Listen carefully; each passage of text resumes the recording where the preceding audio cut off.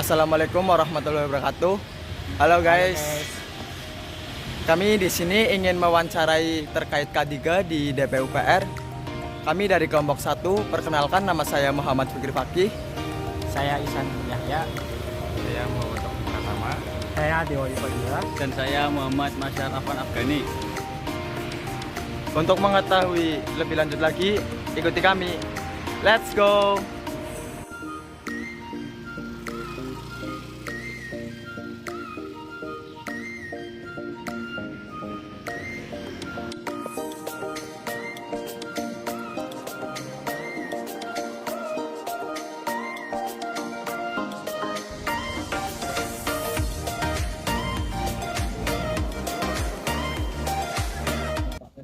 Tersebut karena kita kan posisi safety ya, safety itu enggak lanjut ke pekerjaan. Makanya ketika ada pekerjaan ya misalnya ini jalan sebelah sana lagi dikerjakan ya kita nggak langsung ke sana, enggak, kita ngelihat yang agak posisi mendekati posisi pekerjaan. Mendekati maksudnya mendekati yang dikerjakan, jalan panjang ini sebelah sini udah dikerjain, ini lagi ngecek sebelah sini nih, nah kita paling posisi di sini atau ngecek yang sudah dikerjakan, jadi nggak mendekati lokasi langsung ke lokasi yang sudah dikerjakan gitu. Jadi seperti itu, makanya kita ya KTK tetap ini pakai kalau yang di lapangan yang penyedia itu wajib pakai benar-benar lengkap, helm pengaman, kemudian apa namanya rompi, sepatu boot. Nah, termasuk kita kalau misalkan teman-teman ini yang bababi rumput ya, pemeliharaan jalan, kalau yang bababi rumput yang pakai mesin itu, Oh itu juga bagian dari DPU. ya ini kan dari dulu ya teman-teman. Nah, alat yang kita punya kan kalau dengan sering lihat di YouTube ada banyak video-video yang tentang bababi rumput itu. Kalau di luar negeri itu kan nggak pakai apa namanya, nggak pakai sepatu gitu ya. Kalau kita wajib pakai sepatu boot. Karena apa? Karena mereka menggunakan mesinnya itu mesin yang sudah pakai tali. Jadi ketika kena batu ya batunya nggak kelempar. Ya, tapi kalau di sini masih menggunakan yang pakai pisau. Jadi begitu kita kena batu ya, muncul batunya, itu kan bahaya. Jadi helmnya pun biasanya pakai helm ini, helm apa? Helm biasa, helm motor yang ada kacanya ya. Nah itu kan bahaya kalau kena muka itu. Iya, lebih safety ya. Iya lebih safety ya kalau yang di lapangan, ya kalau yang sudah rumput juga bagian dari tadi.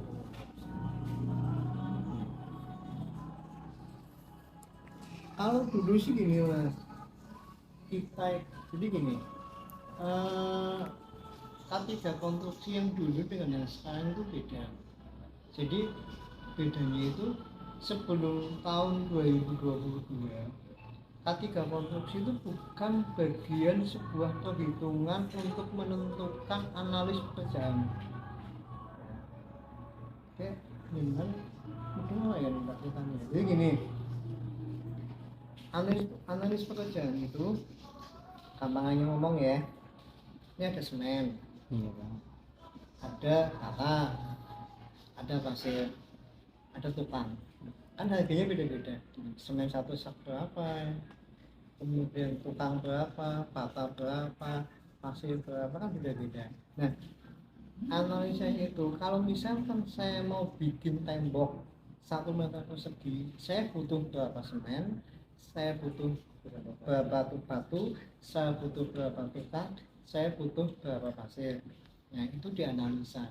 Nah ketemunya dengan harga pasar kan, pakainya harga duit, pakainya duit. Nah duit itu pakai rupiah. Nanti ketemu harga, ada koefisiennya di situ. Nah dulu itu hanya itu yang diperlukan. Nah mulai tahun 2022 dengan adanya Permen PU nomor 1 tahun 2022 tentang pedoman penyusunan HSD dan SPK. HSD itu harga satuan dasar, HSPK itu harga satuan peralatan konstruksi. Itu K3 konstruksi harus sudah dimasukkan dalam komponen analis. Jadi kita sudah harus memperhitungkan K3-nya di dalam analis itu. Ya. Kalau dulu enggak. Dulu itu nggak ada perhitungan. Dulu waktu pakai Kemen PU yang tahun 2016 nomor 258 ya kalau nggak salah, 258 256 tentang AHSP, Asuransi Kesehatan Pekerjaan, itu nggak menyebutkan yang namanya K3 konstruksi. Nah, mulai tahun 2022 dengan Permen 1 tahun tadi, itu semua pekerjaan konstruksi harus sudah memasukkan analis K3. Jadi misalnya K3 itu kan sebenarnya kalau cerita K3 itu nggak melulu alat-alat konstruksi yang alat-alat keamanan yang tadi disebutkan. Kalau zamannya COVID ini nih, masker pun K3. Iya benar. Ya, masker yang kita gunakan itu diperhitungkan dalam K3 konstruksi. Alat istilahnya apa ya? Alat pencegahan COVID. Ya, alat pencegahan COVID itu digunakan di K3 konstruksi. Mungkin beda ya kalau dengan K3-nya pabrik segala macam kan, mungkin sana karena ada namanya suara bising, nah K3 konstruksi mungkin ada ini. Nah, mungkin kalau yang las ada kacamata las, nah itu mungkin beda. Makanya main saya nanya sama jenengan, ini K3-nya K3 yang mana? Kalau K3 yang terkait dengan industri ya nunggu jenengan ke pabrik. Tapi kalau K3 konstruksi memang beda alatnya, apa jenis keselamatannya beda dan aturannya beda-beda. Aturan yang dipakai di K3 konstruksi industri dengan K3 industri dan K3 konstruksi itu beda, aturannya beda-beda. Ada lagi K3 kesehatan itu beda lagi ya. K3 kesehatan contoh ya, kalau jenengan zamannya COVID dulu paling kelihatan banget ya, ketika orang itu seorang perawat misalkan atau dokter mau periksa pasien ya, harus pakai APD lengkap. Itu bagian dari K3 kesehatan, itu aturannya beda lagi. Jadi tiap jadi K3 itu melihat jenis pekerjaannya ya. K3 itu bukan lihat apa namanya ya, PU atau pabrik, bukan, tapi lihat jenis pekerjaannya. Nah, kalau pekerjaannya orang kesehatan ya K3 kesehatan, APD namanya ya, alat pengaman diri, lain-lain. Berarti di DPU ini sudah menerapkan K3 sejak kapan ya Pak? Terus sebelum ada K3 itu bagaimana kalau semisal ada beberapa pekerja gitu yang mengalami kecelakaan kerja gitu? Jadi gini Mas, kalau cerita K3 ya, Iya. K3 itu sebenarnya udah lama, cuman belum ada aturan tertulis, belum ada yang mewajibkan, benar-benar mewajibkan ada yang K3 konstruksi. Kalau toh ada itu nggak dimasukkan ke dalam sebuah perhitungan ya. Tapi kalau yang sekarang itu benar-benar dimasukkan dalam perhitungan. Jadi kalau jenengan tanya kapan K3 itu ada, sejak itu ada, cuma bedanya ada aturan yang mengatur atau tidak gitu loh. Nah sekarang sudah dia mengatur dan itu sudah baku wajib ya, diperhitungkan dalam analis tadi, sudah memasukkan unsur K3. Kalau dulu nggak dimasukkan, tapi sudah ada K3 itu sudah. Jadi satu lagi Pak. Terus apa kan? Nah kalau Iya, kecelakaan kerja ya, kan gini, kecelakaan kerja itu jadi gini, biaya konstruksi itu sudah mengcover biaya kecelakaan kerja. Nah, tapi kecelakaan kerja itu harus dibayarkan oleh penyedia. Jadi bukan kita yang bayar, tapi duitnya udah dihitung di situ. Ya, bayarnya kapan? Ketika misalkan saya dengan saya misalkan masalah namanya Mas Ade ya, Mas Ade penyedia jasa kontraktor lah, dapat pekerjaan, kemudian kontrak nih, ketika kontrak sudah tanda tangani, namanya yang ada muncul SPK, surat perintah kerja ya. Ketika surat perintah kerja itu sudah ditandatangani oleh jenengan dan oleh saya, jenengan harus membayar biaya BPJS, jaminan sosial tenaga kerja. Itu jam sostek yang namanya sekarang BPJS, namanya BPJS ketenagakerjaan, itu khusus untuk kegiatan itu. Jadi beda, jadi gini, BPJS itu ada dua, BPJS ketenagakerjaan sama ketenaga kerjaan yang rutin sama yang insidental. Yang rutin itu dengan sebagai seorang direktur perusahaan harus setiap bulan itu bayar BPJS-nya karyawan di BPJS. Tentunya pembayarannya bisa include dengan gaji. Ya udah dimasukkan gaji, nah karyawan yang bayar sendiri ke BPJS. Nah, itu namanya sebagai kerjaan yang rutin ya. Ada yang insidental, ini lagi ketika yang dapat pekerjaan, ya dapat pekerjaan proyek apalah, itu BPJS-nya dibayar gini Pak. Dan itu uang hilang. Uang hilang itu maksudnya ketika nggak ada kecelakaan, ya udah uang itu hilang.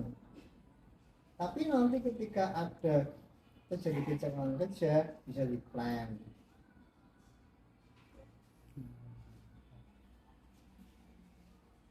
Sebenarnya ya itulah kita sudah berupaya ini, kita intinya untuk apa ya, untuk keselamatan tenaga kerja konstruksi. Memang dari pemerintah sudah mewajibkan pada semua penyedia jasa, kalau kita istilah penyedia jasa dulu kontraktor ya, tapi kita istilah penyedia jasa, dan kewajiban ini penyedia jasa itu. Berarti apabila misal terjadi kecelakaan kerja itu dari pihak penyedia jasa yang yang mengcover semua itu. Iya, sebenarnya dia nggak mengcover kan, dia udah bayar di muka. Yang mengcover BPJS. Dia nggak bayar langsung ke rumah sakit, udah bayar di muka BPJS. Kan ada persentase dari nilai proyek pekerjaan ya. Jadi kan saya cuma nggak hafal persentasenya berapa, kan itu saya dengan BPJS ya, antara penyedia jasa dengan BPJS, bukan urusan dengan kita. Yang penting kita udah masukkan biaya itu ke situ. Ya, cuman persentasenya kan kita nggak tahu ya, urusan BPJS dengan penyediaannya. Nah itu yang jelas ketika penyedia bayar itu ya sudah, ketika ada kecelakaan BPJS yang menanggung pembayaran.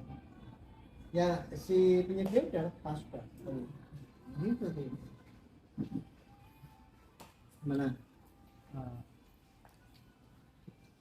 Saya ingin bertanya tadi, mungkin pertanyaan saya agak sedikit canggih nih. Pertanyaan saya ini, apabila dari pekerja ada yang mengalami kecelakaan hingga meninggal, itu apakah ada biaya untuk keluarganya atau gimana Pak? Atau mungkin cuman itu biaya untuk mengurus jenazahnya atau gimana? Jadi gini Mas, saya cerita kontrak ya. Kontraknya kita itu hanya untuk melaksanakan proses, bukan untuk memberikan santunan dan lain-lain ya. Artinya kalau dalam istilah pembayaran keuangan namanya full financing ya. Full financing itu yang saya berikan itu full kepada Anda, kepada penyedia ya. Persoalan kemudian ada kecelakaan dan segala macam itu urusannya penyedia, karena kita udah bayarkan itu semua ya.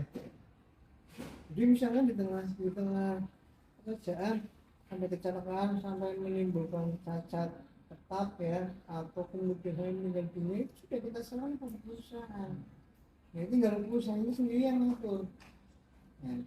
Makanya dalam apa ya, dalam penyusunan anggaran itu kita ada yang namanya apa ya, bahasa ada profit ya, profit untungan yang diberikan kepada penyedia maksimal 15% maksimal. Kita bisa ngasih 10% ya, nggak masalah. Misalkan 15% tambahan, kita tambahkan 10% dari harga tadi, analisa tadi kita tambahkan 10%. Bisa aja nggak apa-apa. Nah itu 10% itu kan sudah termasuk untuk biaya pembayaran BPJS. Jadi kita udah nggak berurusan lagi. Urusan saya adalah pekerjaan, ini seperti itu. Ya, urusan saya pekerjaan. Ya sama aja dengan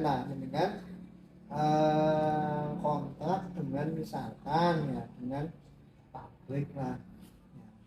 Kemudian pabriknya karyawan yang meninggal. Ya, apa dengan ikut tanggung jawab kan, dengan tanggung jawab kan kecelakaan itu kan di lokasi pekerjaan. Ini lokasi pekerjaan mas. Ya. Ya. Ini dia, ini saya. Sebelum lokasi pekerjaan ini mau dikerjakan, ada yang namanya asset. Asset itu ukur ulang, with set, tulisannya with set. With set itu ukur ulang. Jadi yang sudah kita survei, ketika mau dilaksanakan itu diukur ulang. Apa? Kan nggak mungkin hari ini survei, besok langsung dikerjakan. Ya. Survei itu biasanya sudah 3 bulan, 3 atau 4 bulan yang lalu. Nah, kondisi lokasi pekerjaan berubah. Contoh dulu jalannya berlubang cuma 1. Setelah mau dilaksanakan, kok tambah gede lubangnya. Nah, makanya kan dicek lagi. Nah, kemudian lokasi ini setelah aset diserahkan kepada penyedia. Jadi apapun yang terjadi di lokasi ini harus ingat penyedia. Kita sudah nggak berurusan lagi, kita hanya ngawasi pekerjaan penyedia. Oh iya, sudah benar, aspalnya sudah benar, ukurannya ada aspalnya sudah betul, ketebalannya sudah betul. Nah, jadi intinya kalau ada hal seperti itu ya kita nggak berurusan lagi dengan ini. Kalau yang udaranya adalah penyedia. Itu Pak, kami sering melihat kan setelah jalan aspal itu, setelah 1-2 harinya itu kadang ada yang melubangi gitu. Apakah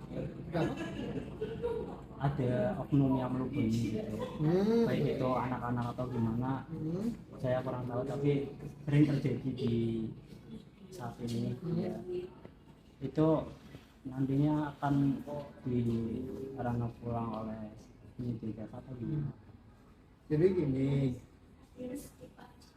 cerita lubanginya dulu ya. Iya. Kalau yang sepanjang saya tahu, misalkan masyarakat jalan di depannya terjadi, ya nggak mungkin dilubangi sama mereka dipacung lagi, nggak mungkin lah. Tapi kalau yang lupa, ada yang lubangi, namanya dikol itu dibol sampai ke dalam tertentu, hasil bolnya diangkat. Nah, diangkat, diteliti ketebalannya, itu pakai lab, itu ada labnya. Ini agregatnya, agregat itu apa ya? Agregat itu bahan yang untuk kerja. Nah, karena gini, beton misalnya ya, hotmix yang di jalan itu dibol. Ini dilihat, oh ya, apa namanya, batu 0,5 nya sekian senti, ini sekian senti, ini sekian senti, kan ada lapisan-lapisannya itu, nggak langsung disongkan, ada lapisan-lapisannya kita hitung, yang dihitung lapisan-lapisannya kita hitung, ketebalannya dihitung. Oh iya benar-benar, karena bibit yang kita berikan kepada penyedia itu harus bertanggung jawabkan. Kalau ternyata kurang, jadi perhitungan kekurangannya berapa ini. Ya kalau orang lain mungkin kan tahu. Ya misalkan harusnya ketebalannya 10 cm, ya ternyata cuma berapa awal 10 cm dengan toleransi 0,2. Nah 0,2 itu masih, kalau masih 9,8 masih bisa diterima. Tapi kalau sudah di bawah 0, di atas 0,2 itu nggak bisa itu hitungan. Misalkan gini, ternyata ketebalannya 0,4, ya kan ada selisih 0,2 0,4 dikurangi 0,2, berarti ada selisih 0,2, dan 0,2 dikalikan panjang. Nah, makanya biasanya lubanginya nggak satu tempat tapi ngacak setiap 50 meter. Ya, kita ukur pakai apa itu namanya, meteran yang panjang itu, pakai digital maupun pakai yang non digital, yang manual. Nanti kita ambil acak 50 meter segmen namanya ya. 50 meter namanya segmen. Itu kita lubangi. Kalau aspal biasanya nggak harus pakai itu ya, nggak harus pakai mesin bor itu yang gede, karena cuma dipalus kok. Namun kalau jenengan lihat ada orang lagi malu jalan, itu benar lagi ngukur kadar ketebalan aspalnya udah sesuai atau belum. Kita pakai sigmat, oh iya sudah betul. Nah itu sebenarnya, nah kalau terjadi kerusakan itu biasanya kan terjadi karena faktor alam. Ya, kemudian faktor lalu lintas. Nah ini kalau alamnya sudah mendukung, artinya gini, alam itu jalan kalau aspal pasti kalah dengan hujan. Ya pasti aspal itu kalahnya dengan hujan. Ya, makanya kalau jalan itu rusak karena hujan ya kita perbaiki. Termasuk juga kalah karena lintas tonase. Ya, makanya kadang-kadang ini, dengan kalau lihat jalan yang di mana ya, Ancol ya, Jasem lurus sampai ketemunya di mana ya, SMP 5 Wandawa ya, apa kalau Dawa itu Wandawa ya, itu kan jalan saya rusak nih karena tonase bawa padi lewat situ. Itu padi itu kan berat, padi itu kan kalau dalam panas basah kan berat, beda dengan kalau udah dijemur kan. Nah, stok material kami banyak perumahan. Nah, dari pertigaan MC itu ke arah mana? MC ke arah selatan. Ya, tembusnya kan SMA 5 yang arahnya Kaligayam, kalau belokannya sampai Kodim. Ya, itu kan jalan itu rusak di situ. Sampai miring, ya itu karena itu masa. Oh, bisa juga karena memang kontur tanahnya labil, sehingga yang ambles. Kayak gini kalau kebuci, mungkin kalau kebuci dalam kondisi jalan rusak kan ada ya cerit namanya ya. Setelah rata es itu kan, nah itu karena alam, karena kondisi awan longsor gitu. Awan longsor, itu memang kewajiban kita buat mengamankan pengguna jalan gitu.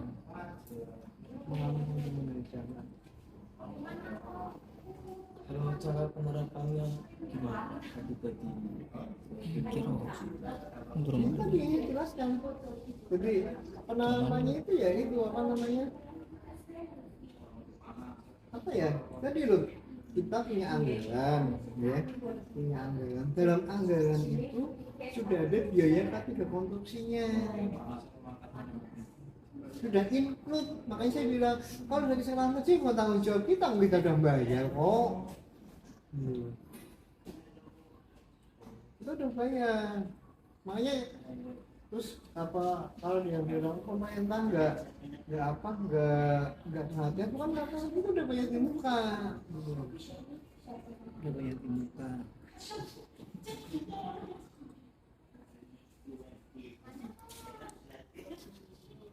Misal kebanyakan di area yang kucingan itu jalannya agak sulit apa? Itu aspalnya itu gimana? Kayak silindernya itu harus yang proper kah apa yang? Itu ada tekniknya mas, ada tekniknya yang jelas. Kalau nanti saya jelaskan jadi apa? Gulukannya itu memang urusannya orang teknik dulu. Urusannya orang teknik itu ada tekniknya. Yang jelas gini, kalau itu kan berat. Nah, yang harus ketahui, bannya selendang itu diisi air.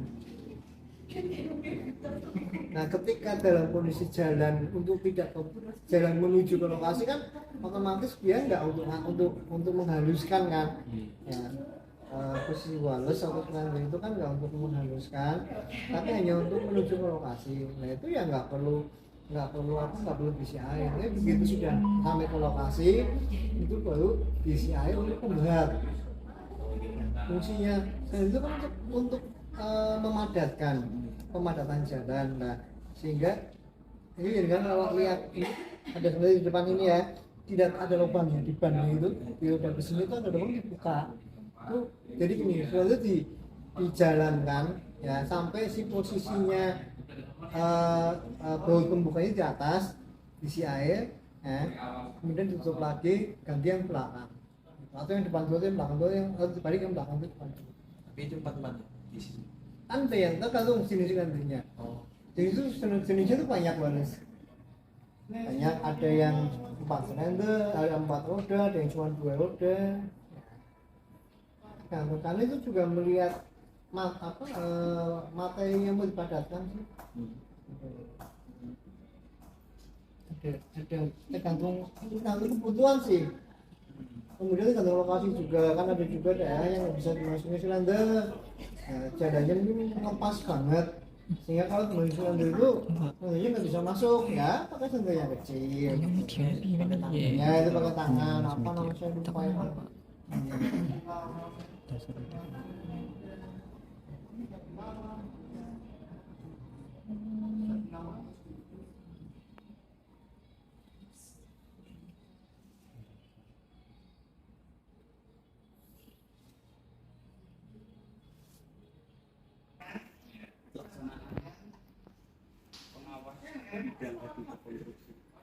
Itu tadi ya saya bilang satu tahun 2022 tentang perhitungan harga satuan dasar dan harga satuan pengawasan. Harga satuan dasar ada harga satuan pengawasan, kemudian dianalisa menjadi AHSP, analisa harga satuan pekerjaan.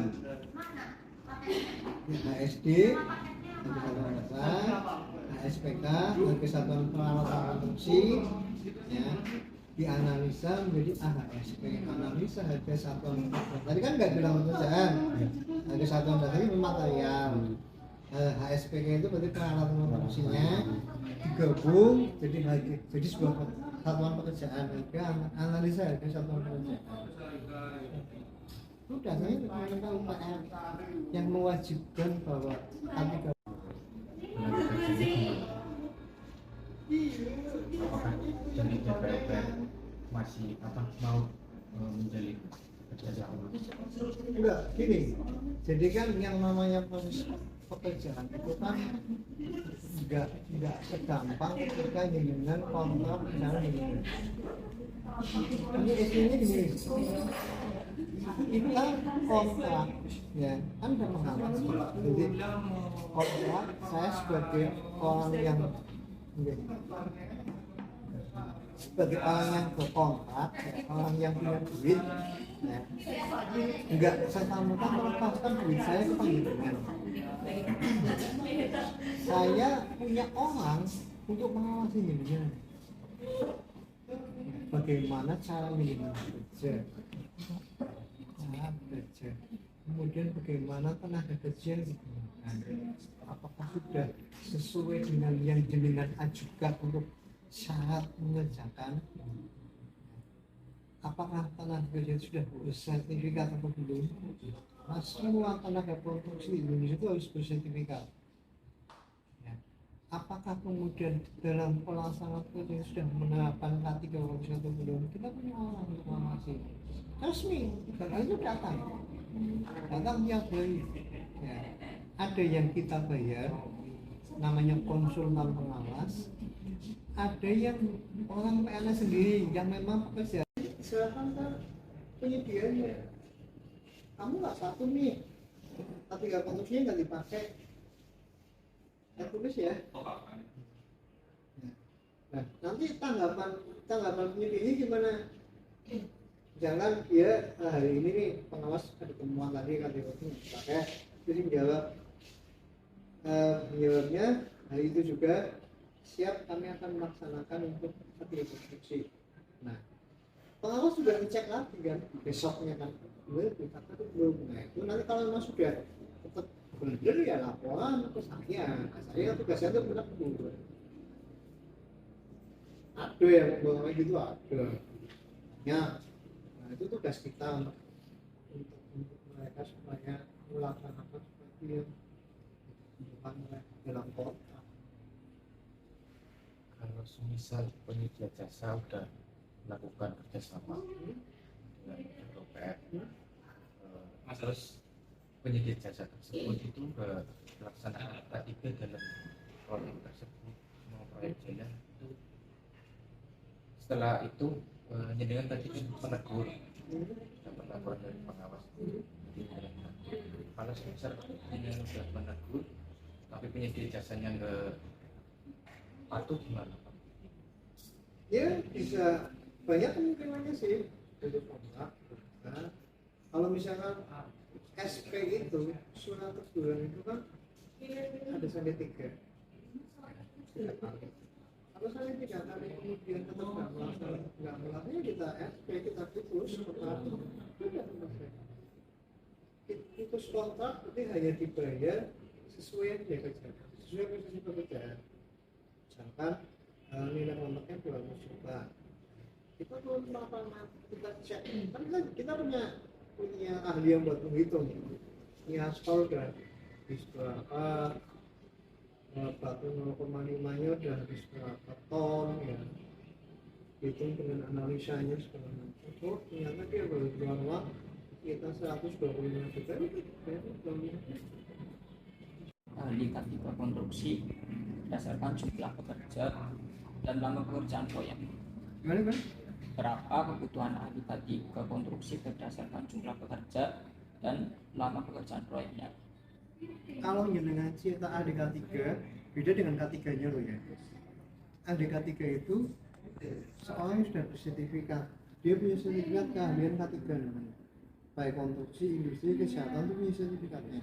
Yang ada yang menggunakan ya. Yang menggunakan namanya HSP, lembaga sertifikasi profesi. Lembaga sertifikasi profesi itu punya izin dari BNSP, Badan Nasional Sertifikasi Profesi ya.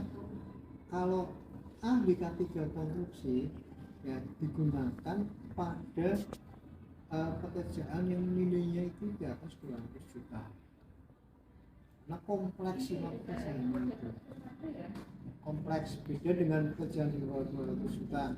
200 juta itu kalian tuh bangun ruangan 3x3 aja habis. Bisa gedung loh.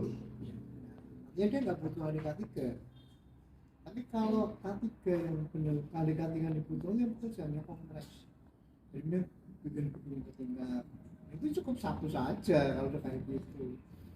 Nah, bayarnya itu mahal K3 konstruksi.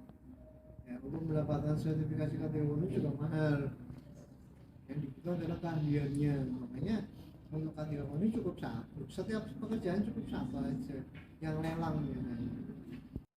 Terima kasih atas kesediaan untuk diwawancara. Mohon maaf apabila kami ada kesalahan kata atau baik yang menyinggung atau gimana. Mohon maaf Pak. Ya kita sewu ya. Jadi kalau kita sih sifatnya apa ya, melayani masyarakat. Kita orang tua kan menjadi juga terkait dengan konstruksi, baik keluhan itu misalkan ada jalan rusak nih, kita nggak tahu ada jalan rusak, masyarakat mesti itu kan keluhan, oh iya ini jalan ruas, jalan misalkan mana Selawi atau apa ini mana Cikyadin depan rusak, keluhan. Juga sih dengan punya kewajiban untuk menyelesaikan studi, kemudian di dalam kewajiban itu ada sebuah tugas ya yang kita memang. Terima kasih telah mengikuti kegiatan kami hari ini. Kurang lebihnya mohon maaf. Assalamualaikum warahmatullahi wabarakatuh. Bye bye.